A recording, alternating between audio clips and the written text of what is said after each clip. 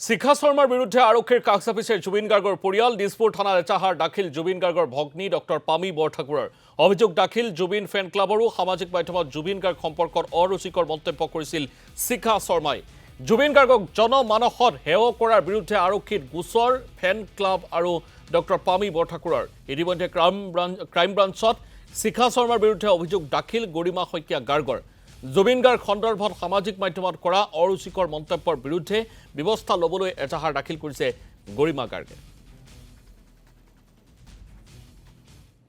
তেখেতৰ সামাজিক মাধ্যমত যিখিনি তেখেতৰ এগেইনষ্টত কৈছে বা সামাজিক পৰিয়ালৰ এগেইনষ্টত যিখিনি মানে নিৰ্দিষ্ট কথা কৈছে তাৰ ওপৰত তেখেতে লিখিছে গতিকে তেখেতে আহিব তেতিয়া আপোনালোক সকলোখিনি কথা ক'ব মানে এই বিষয়ে একো কোৱা নাই তো এতিয়া তেখেতে কেছটো দিছে ৰেজিষ্টাৰ এটা কৰিব তাৰপিছত আপোনালোক তেখেতে জনাব কেনেকুৱা ধৰণৰ পদক্ষেপ লোৱাৰ কথা ভাবিছে আচলতে ক্ৰাইম ব্ৰাঞ্চে কেনেকুৱা ধৰণৰ পদক্ষেপ কিন্তু তেখেতে ভালে জনাইছে খালি আমাৰ পৰা কি তেখেতৰ এগেইনষ্টত আমি এখন এফআইআৰ দিছোঁ মানে গৰিমা শইকীয়াৰ ফালৰ পৰা এখন ৰিপৰ্ট দিছোঁ গতিকে এফআইআৰ মানে যিখিনি হয় সেইখিনি মানে কৰিব লাগে তদন্ত কৰি এৰেষ্ট কৰিব লাগে তেখেতক